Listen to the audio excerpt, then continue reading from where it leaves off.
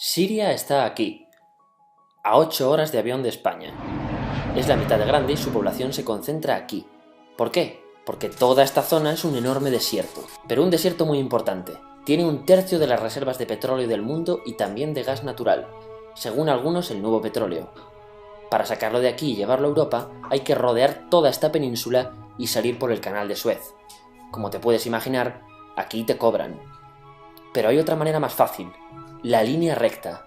El que controle estas tuberías las puede abrir y cerrar, como un grifo. Si no pagas, no hay petróleo, ni gas. Esta región es la polla. La civilización en el planeta empieza en 3 sitios y este es uno de ellos. Mesopotamia, aquí. Sumer, que te sonará menos, pero es el puto inicio de todo. Aquí también. ¿Recuerdas la Torre de Babel de la Biblia? La hicieron estos tíos. Egipto, aquí. Siempre ha sido un punto de contacto entre Oriente y Occidente, dando a Asia salida al Mediterráneo. Quizá por eso aquí nacen las principales religiones monoteístas, el judaísmo, el cristianismo y el islam. El islam es el último que llega y de hecho acoge a las 2 anteriores. Adán, Noé, Moisés, Jesucristo son considerados profetas islámicos. Bueno, al grano. Como la zona es la hostia, todos han querido controlarla y siempre ha estado dentro de algún imperio. Persas, griegos, los romanos. El imperio romano termina partiéndose en 2, y finalmente solo sobrevive esto. Ahora es cuando la última religión monoteísta, el Islam, construye su propio imperio. ¿Te acuerdas de las cruzadas? Bueno, pues son los europeos cristianos intentando recuperar esta zona de la que estamos hablando. Los últimos en llegar son los turcos, que ojo, no vienen de Turquía, sino de a tomar por culo en Asia, junto con Gengis Khan. Lo conquistan todo y fundan el Imperio Otomano. El Imperio Otomano se queda ahí hasta la Primera Guerra Mundial, 600 años. Cuando acaba la Primera Guerra Mundial, aparecen pequeños países donde antes estaba el Imperio Otomano, y por primera vez vemos a Siria en un mapa. Hasta ahora la habíamos dibujado para no perdernos. ¿Y quién se inventa esos países? Lo que te voy a contar es alto secreto. Bueno, lo era en 1916. Este súper secreto se llama Acuerdo de Sykes-Picot.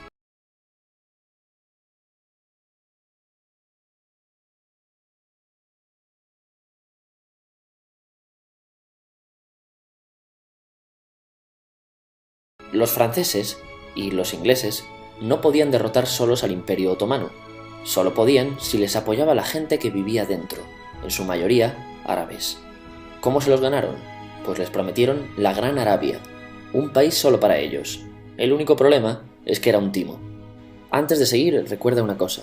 Los árabes son un pueblo, pero no una religión. O sea, un árabe puede ser musulmán, puede ser cristiano, y antes del Islam parece que hubo tribus árabes con tradiciones judías. Bueno, pues a los árabes no les dieron ese único país que les habían prometido. En su lugar, franceses y británicos crearon muchos países pequeños. Estos países, obviamente, no eran países de verdad, sino zonas bajo su control con gobernantes puestos por ellos. Durante este tiempo hacen lo que quieren con la zona. Recuerda que hay petróleo. Siria, aunque no tiene grandes reservas, tiene fácil salida al mar, y Francia, que es la que se ha quedado con Siria, se lo da a compañías extranjeras. Después de la Segunda Guerra Mundial, los europeos se van. En el caso de Siria, son echados a patadas. Pero antes de irse, crean otro estado, Israel. No es el momento de hablar de ello, pero es un estado muy polémico que sus vecinos no reconocen.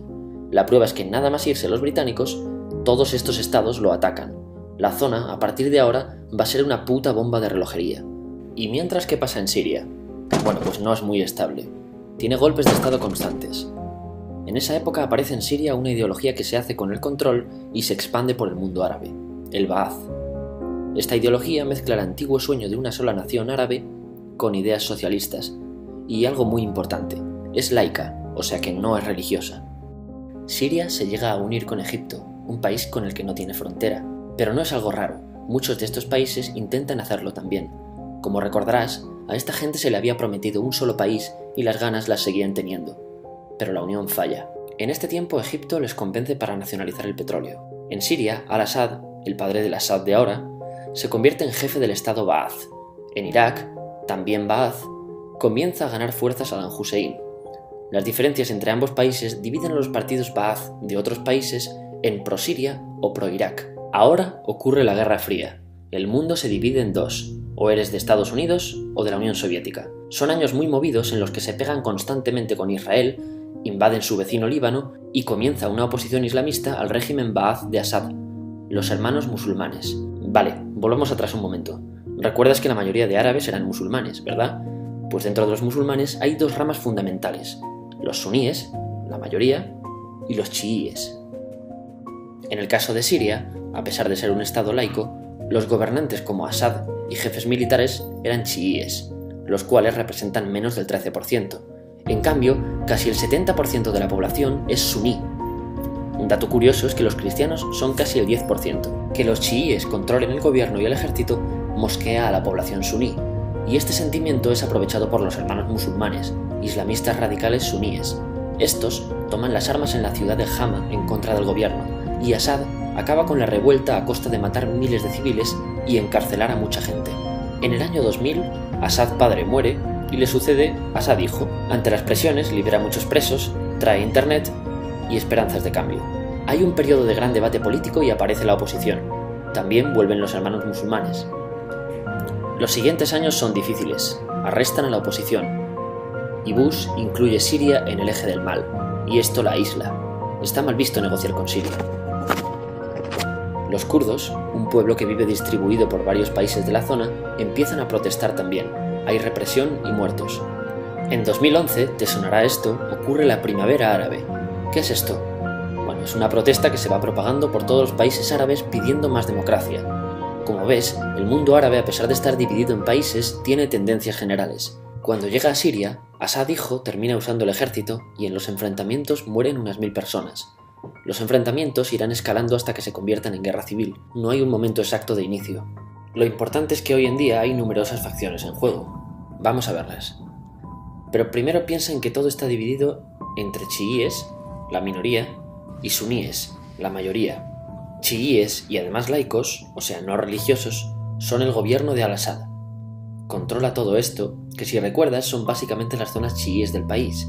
El gobierno de Assad está enfrentado al resto. También mayoritariamente laico, pero suní, es el Ejército Libre de Siria o FSA en inglés. Junto con el Frente Islámico, que es religioso, y otros 70 y pico grupos más, forman una coalición que la prensa llama simplemente la oposición.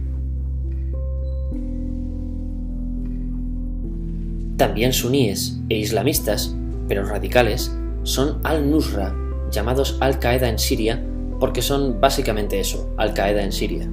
Otros islamistas radicales son el ISIS o Estado Islámico.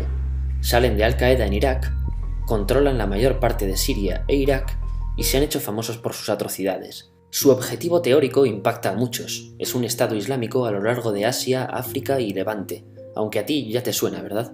En naranja tenemos al pueblo kurdo, que recordarás porque el presidente Al-Assad lo reprimió, al igual que gobiernos de países próximos también hacen. Ahora controlan militarmente esta zona. Antes de terminar, repasemos los apoyos internacionales a fecha de octubre de 2015. Las fuerzas de Al-Assad son apoyadas por Rusia, que ya tenía base militar en el país antes del conflicto, por Irán y por China. Todos son países de lo que Europa llama Oriente. En contra de Assad, apoyando a la llamada oposición, luchan Estados Unidos, Turquía, Francia, Gran Bretaña y Arabia Saudí. Podemos terminar con algunas conclusiones. Te advierto que esto ya es pura opinión. Si recapitulamos, vemos que la región es estratégica. Por su situación privilegiada, todos la quieren. Siria siempre ha estado bajo el paraguas de grandes imperios. Piensa que hace 100 años la actual Francia era Francia, Gran Bretaña era Gran Bretaña, pero es que hace 200 también, y hace 300 también, y hace 400 también. En cambio, Siria solo es Siria desde hace menos de 100 años, y solo se gobierna a sí misma desde hace poco más de 50. Además, jamás decidieron sus fronteras, se las impusieron. Europa divide Oriente Medio a su antojo para controlarlo, diseñando países sin tener en cuenta su población. Muchos historiadores dicen que todo pueblo tiene la necesidad de manejar su propio destino, pero estos ingredientes que hemos visto juegan en contra de proyectos como la Siria Ba'ath, que encima usa la represión para mantenerse. En última instancia, producen una guerra civil. En este contexto no es extraño que aparezcan actores que se alimenten de la desesperación, el sentimiento suní de opresión y la visión de Occidente como invasor. ISIS usa la identidad árabe y la mitología de antiguos imperios. Cuando quieras entender el presente, pregúntate: ¿y el pasado?